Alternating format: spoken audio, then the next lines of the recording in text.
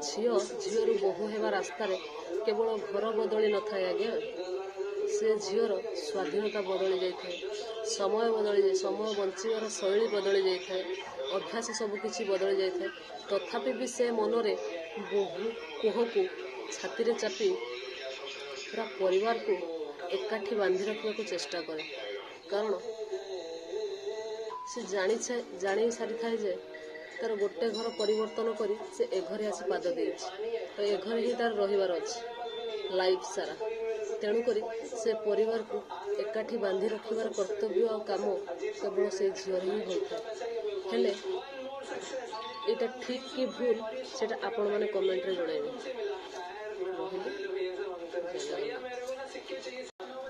एत सब कर सारा गोटे झील तथा से घरे ताको सम्मान मिले न था सबू घरे नुह किछिटा घरे हुए।